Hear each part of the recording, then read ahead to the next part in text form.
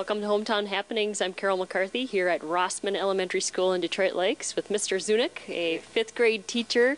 And we're in what looks like a traditional classroom here, but the teaching this year with fifth grade is pretty non-traditional, I would say. Yeah, totally different. Probably way different than anything I've ever done in 12 years. The kids all have iPads and they do their work on them. They do their research. They do everything on their iPad and they go home with them.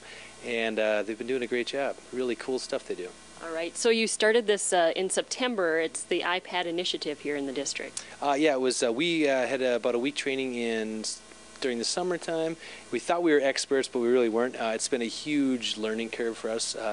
We've stumbled across some things and kind of found how things work and what didn't work, and the kids actually learned along the way with us and have been really good help. But you know, it's pretty mind-boggling the amount of things that we've had to learn and the kids have had to learn. I can really feel like I'm probably a brand new teacher. This is my 12th year, and but it's been kind of refreshing and exciting to try something different. So. All right. What are some of the major changes that you're coming across? Obviously, the less paper. Mm-hmm. Yeah, huge. Yeah, you know, I always say that the first week at Rossman, if you come to an elementary school, it's constant paper copying, and you can't get in line because there'll be copies being made 24 hours a day. And I think in the first 2 weeks of school, I used 25 sheets of paper. Everything else came electronically to the kids. But the huge things that they're able to do is just the way they're able to present information now. Through multiple sources, through different ideas of representing their creativity, and then straight communication, instant access. I mean, they can communicate with me at any time, and they can also, you know, they can find information at the click of a finger. It's just amazing the stuff they can do. Well, so every fifth grader has an iPad. So how does that work? I mean, at the beginning of the school year, they're obviously, you know, what did you do? You had to check those out, and you know, do they have to take out insurance on it, or how does that work? Every student received one. They're all numbered and labeled based upon the student. There was no insurance program on this. They could put it into their homeowners, but that's a Mr. Nicholas thing. I'd let him explain all that. But and actually, we've been pretty good. We haven't had many breakages of screens, but what's happened is Mr. Nicholas has actually started to fix them himself. So and he's been able to do that so far free of cost to the student, which is a good thing. So we checked them all out. They got pretty much the talk of how they were pioneers. They were going to be trendsetters in this whole deal, and they've been really, really good about being responsible about taking care of their machines and doing what they're supposed to do on them. And I know there's things along the way that don't always go perfect, but they've been really good. Really good. All right. So tell us a little bit about, I mean, what is your day like? What is a typical day as far as these kids and their iPads?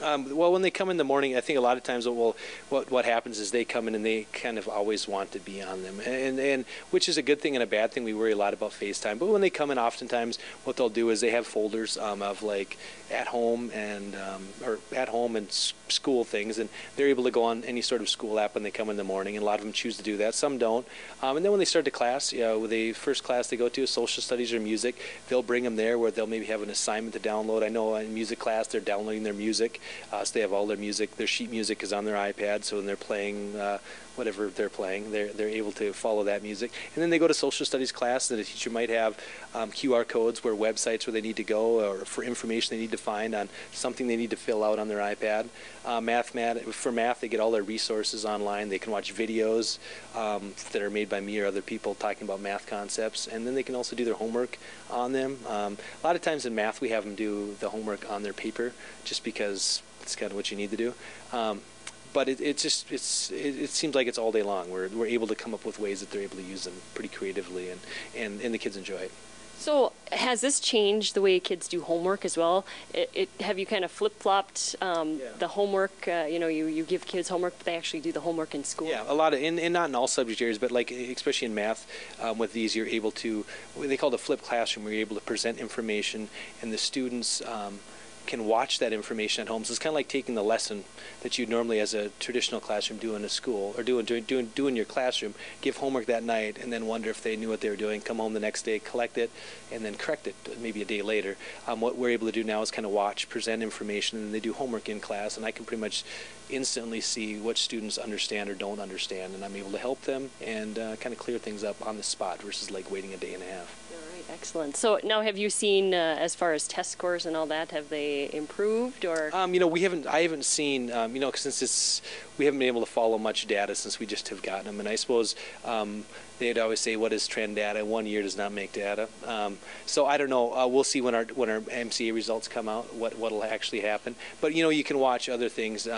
We take our spelling tests on them, and some people, I think, or some of the kids enjoy doing that. Some, I think, not as much. But it's allowed them to find ways in all areas that they're able to study a little differently, rather than if it's vocabulary off a sheet of paper, or spelling words off of a list.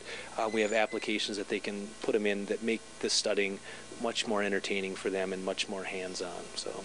And are you doing this next year? This is obviously going to continue? Yep, I think so. I mean, I think that the iPads will probably stay in 5th grade, and then how the initiative moves forth, I don't know if it'll go into 6th grade, 7th grade, or 8th grade, or more than that. That's kind of the school board's decision and what they're going to do. And I think our job here has been just to kind of work with them, and I think after 1 year, we'll have a really good idea of what worked well for us. And there was a ton, and things that we're going to save ourselves a lot of time for next year. That's for sure. Mr. Zunick here is with me here today in Rossman Elementary School. We're going to talk to some of the kids next. They've got their iPads ready and loaded, so we'll see what their perspective next on Hometown Happenings. Welcome back to Hometown Happenings. I'm Carol McCarthy here today at Mr. Zunick's class at Rossman Elementary here in Detroit Lakes, talking to some of the kids about their iPad experience, and I'm standing here with Easton. And Easton, what has been your experience? What have you been doing with iPads this year? We've been doing a lot. There's a lot of different educational apps that I didn't even know existed, and I personally don't have an iPad at home, so this is a good experience for me. I like this a lot. All right. What is your favorite class, or what's your favorite app on the iPad right now? I'm probably gonna have to say Keynote, because you can do presentations and you can kind of do whatever you want. All right. So do you use iMovie too? Yeah, I do. You basically just make a video of yourself or pictures that you find online. Was it pretty quick to learn? No, it's hard. All right, Easton, thanks. All right, and we have Emily. Emily, come on over here. What do you like best about the iPad? Well, you get a lot of educational games, and we have home games where you get to play at home. And do you like to do homework these days? Yeah. Do you take a lot of stuff home to do? Yeah, kind of. All right, what's your favorite course or your favorite app? I like iMovie. All right, excellent, Emily. All right, thanks, Emily. And here we have Nick. Nick, and what do you like to do on iPad? I like making movies and just random things like that. What are some of the things that you actually do in the classroom? We do a lot of presentations on Keynote, and we do a lot of Safari searching. Okay, excellent. Thanks, Nick. And coming up next, we have, what is your name? Cameron. Cameron, and what do you like best about the iPad? iMovie, because it's a lot easier than doing, I think, putting together a presentation, having to use scissors and glue, or you can just use your finger to make a movie or use pictures. And it's a lot easier for book reports or of other countries, because you can just do a Safari search, or before you had to go to computer lab and wait, and then after a while finally get it. You know, in 5th grade I didn't even know what a presentation was. All right, you've come a long way. Thanks, you guys. And we're here at Mr. Zunick's class at Rossman Elementary, the iPad initiative happening this year at the school in 2012, 2013. And we'll hopefully maybe visit with these kids maybe later on down the road and see how what they're up to. But for TV3 Hometown Happenings, I'm Carol McCarthy.